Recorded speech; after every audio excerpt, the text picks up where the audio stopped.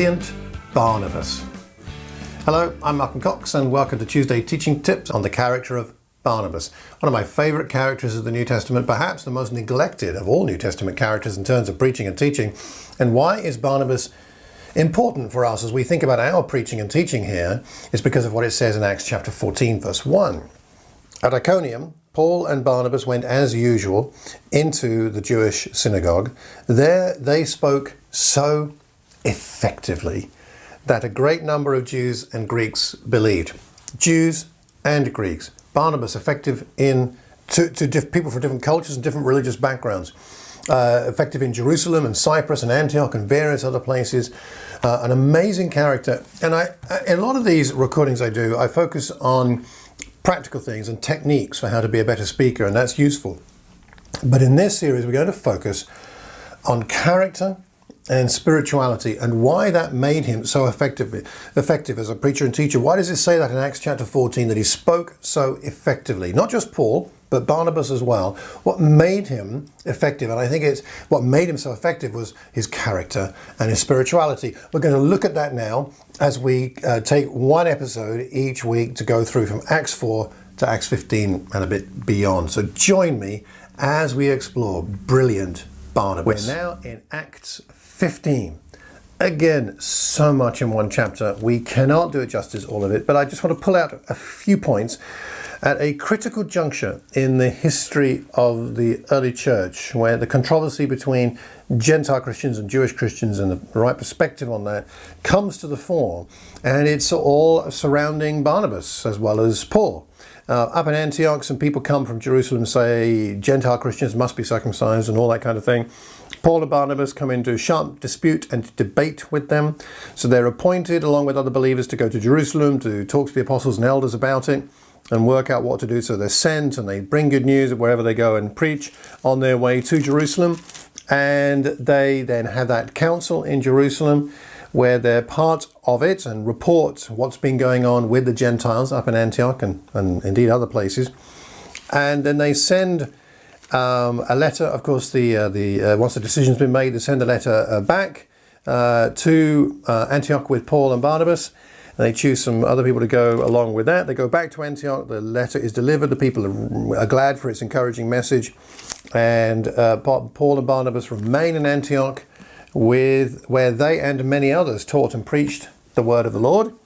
And then a little bit later, they decide to go back to the places they've been previously to see how they're doing. And that's when Paul and Barnabas split off from each other because of a dispute about John Mark, because he's not been reliable for Paul, but Barnabas wants to keep working with him, and they part company. And it's at that point, as Barnabas takes Mark and sails for Cyprus, that we sort of lose sight of Barnabas from the New Testament record. What do we learn from the incidents of chapter 15 about the heart, the character and the spirituality of Barnabas? Well, I suggest a few things. For one, again, he's chosen. He's chosen to go to Jerusalem to help sort out this dispute. He's trusted and he's willing to be sent. This must have been one of the most difficult assignments of his entire Christian life. But he was never one to shy away from a challenge. Whether it was Saul in the early days in Acts chapter 9 and the fears that he wasn't a true Christian, or now this dispute between Gentiles and Jewish Christians that could have split the kingdom, the movement, the churches at that time. He's not afraid of a controversy. He's not afraid of, let's go and talk. And I love that about Barnabas. He's that person who would always say, let's keep talking. Let's see if we can figure this out and understand each other. There's going to be a good thing for God that will come through all of this. So there's a lot of inspiration there from Barnabas as a trusted person, willing to be sent. He continues to preach and teach wherever he goes, even though he's on a mission to go to Jerusalem to sort out this issue. He's preaching and teaching on his way.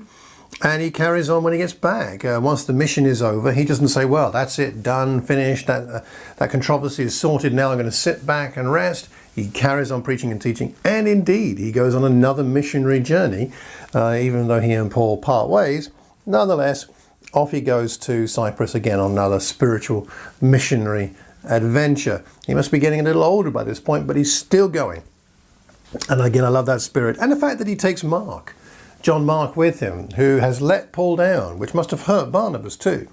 And yet he has some kind of a spirit of, I can help John Mark and it will work out if we stick together. And perhaps he recognizes that Paul and Barnabas, the two of them, now need to go in different directions.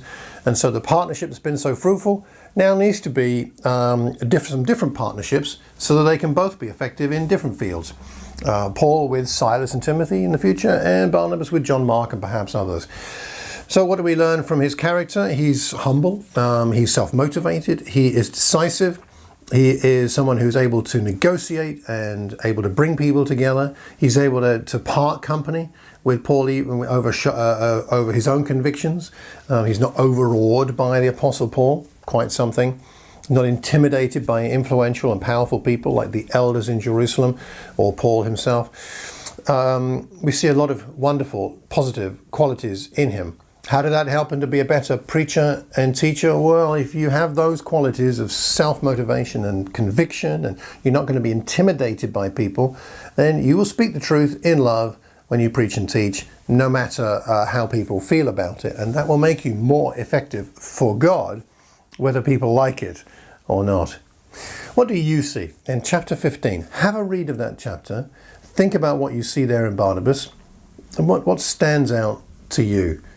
We see so much that's amazing about brilliant Barnabas in Acts 15. So what do you think about today's passage, what we've learned today about Barnabas? I would love to know your thoughts. So please leave a message anywhere you hear or see this recording. Leave it publicly so that we can learn from each other, because we learn best when we learn in community. And if you know someone who would benefit from this recording, please pass it on to them. And if you could do me a favor, hit the subscribe button, the like button in YouTube, or leave a review in iTunes or wherever you get your podcasts from. I'd appreciate that because it increases the visibility of these recordings. And I do hope that you are inspired by Barnabas and that you, by adopting some of his character and spirituality, that it'll help you to be as effective as he was in teaching all kinds of people. Until the next time, have a terrific Tuesday and a wonderful week. Take care and God bless.